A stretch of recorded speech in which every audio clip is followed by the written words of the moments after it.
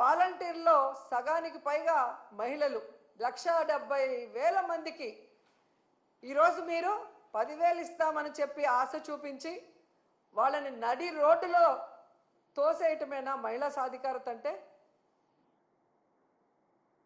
ఎంత బాధాకరం అంటే అసలు ఈరోజు నిరుద్యోగ మహిళలు ఉద్యోగం వస్తుంది లేదా నిరుద్యోగ వృత్తి 3,000 వస్తుందని ఎదురు చూసిన వాళ్ళని వెన్నుపోటు పొడవటమేనా మహిళా సాధికారత అంటే? అసలు ఆడపిల్ల అంటే మీకు గౌరవం లేదు, ప్రేమ లేదు, ఎందుకంటే మీకు ఆడపిల్ల లేదు. సో ఆడవాళ్ళకి ఇచ్చిన వాగ్దానాల్ని నెరవేర్చాలన్న చిత్తశుద్ధి మీకు లేదు, ఆడవాళ్ళకి రక్షణ కల్పించాలన్న చిత్తశుద్ధి మీకు లేదు, ఆడవాళ్ళని అభివృద్ధిలోకి తీసుకురావాలన్న చిత్తశుద్ధి మీకు లేకపోవడం అనేది ఈ రాష్ట్రంలో ఉన్న మహిళలకి దురదృష్టంగా మారిందని కూడా ఈ సందర్భంగా తెలియజేసుకుంటున్నా. ఎందుకంటే ఈరోజు ఏదో గొప్పగా మహిళలంతా తిరగబడతారనుకొని తెలుసుకున్నాడేమో కానీ మహిళా దినోత్సవం సందర్భంగా ఆయన ఒక యాప్ని ప్రవేశపెట్టబోతున్నాడు అని తెలిసింది. దాని పేరు శక్తి యాప్, మహిళా భద్రత కోసం అంట.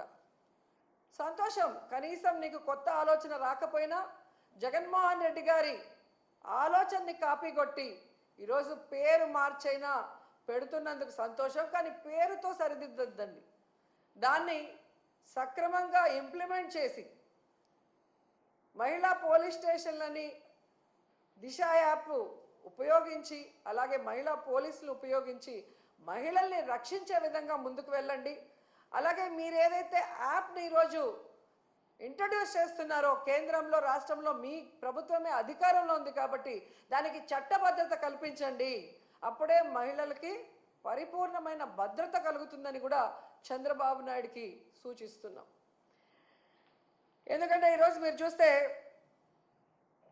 ఇంతవరకు జరిగిన ఏ క్యాబినెట్లో కూడా చంద్రబాబు నాయుడు గారు లేదా ఆయన యొక్క క్యాబినెట్ మహిళా భద్రత గురించి ఏ రోజు కూడా చర్చించలేదు.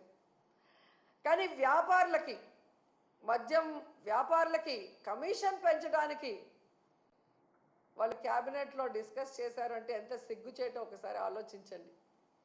ఎందుకంటే ఈ మద్యం, గంజాయి, డ్రగ్స్ వల్లే మహిళల మీద దాడులు, మహిళల మీద రేపులు, చిన్నపిల్లల్ని సెక్షువల్ హరాస్మెంటు, ఇళ్లలో భార్యల్ని, తల్లుల్ని గృహహింసకి ఇవన్నీ కారణం గంజాయి, డ్రగ్స్, మందును విచ్చలవిడిగా ఫోన్ చేస్తే ఇంటికి డోర్ డెలివరీ చేసే దౌర్భాగ్య పరిస్థితి ఈరోజు చంద్రబాబు నాయుడు గారి ప్రభుత్వంలో ఉంది.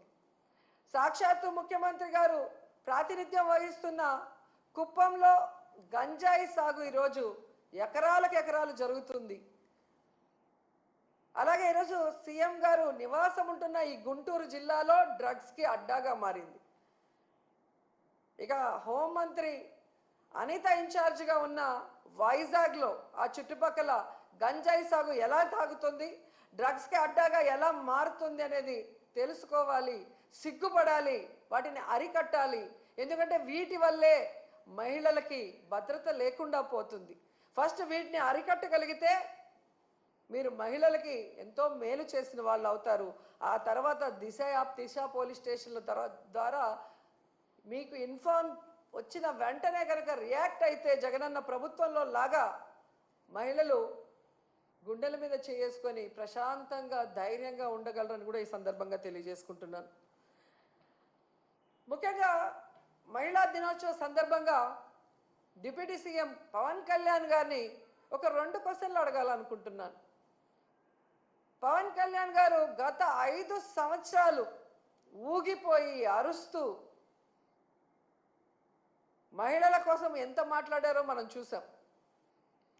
ఈ రాష్ట్రంలో జగనన్న ప్రభుత్వంలో 30,000 మంది మహిళలు అక్రమ రవాణా అయ్యారు, కేంద్ర నిఘా వర్గాలు చెప్పాయి అని చెప్పి పవన్ కళ్యాణ్ గారు మాట్లాడారు. మరి ఈరోజు మీరు అధికారంలోకి వచ్చారు కదా, ఆ 30,000 మంది ఎక్కడున్నారో కేంద్ర నిఘా వర్గాలు మీకు చెప్పలేదా? వాళ్ళని ఇంటికి తీసుకొచ్చి వదిలిపెట్టడానికి మీ ప్రభుత్వం ఏం ప్రణాళికలు చేపట్టిందో ఇంతవరకు ఏ రోజు డిస్కషన్ చేయలేదే. అంటే